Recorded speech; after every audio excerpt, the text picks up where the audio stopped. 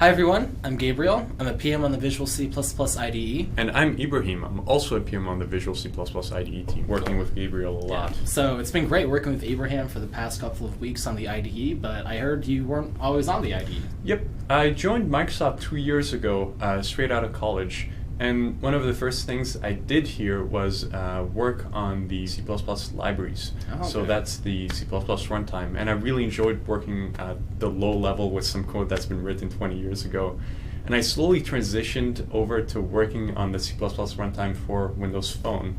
And during that time, I realized I really enjoyed working on the build system, and I slowly did more and more of that. And now I'm on the Visual C++ project and build team, which is part of the IDE team. So we're continuing our series on people's favorite things about the new Visual Studio 2013. So Ibrahim, what are you excited about the new Visual Studio?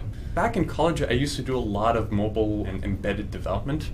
And when doing that kind of development, a lot of people, including myself, use low-level C code. And it is, in fact, one of my favorite ways to write small pieces of self-contained code. So I was really excited to see work on the C99 support from the compiler and libraries. Specifically the compiler features, because they're used extensively in open source projects, and they're really critical to writing compact and efficient C code. Anything else that you'd like to share?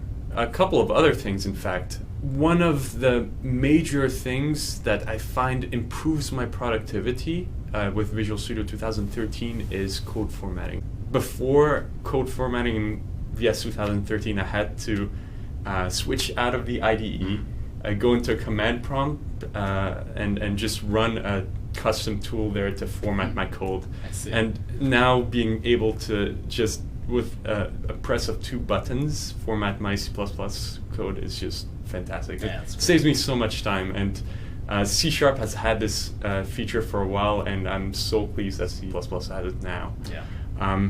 Another thing that I really like is the integration of PGO into the IDE. Why that's important to me is I've found that the PGO tool is a bit complex to use on the command line, so having it in the IDE makes it easier for me to understand what the tool does and how to properly go through the PGO workflow. Because of that, I find it much more accessible and much more usable to me. And it's a great tool. It helps you define what your main usage scenario is and optimize performance for that scenario.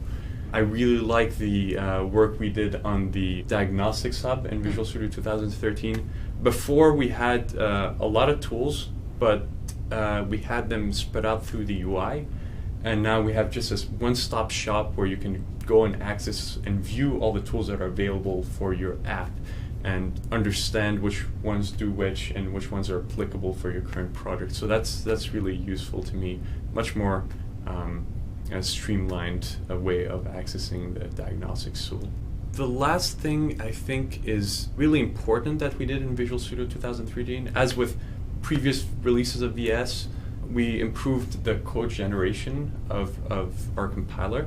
Okay. And that always helps because I personally code in C and C++ for the improved performance, and just me having to do just nothing but recompile my code and have better performance, that's magical.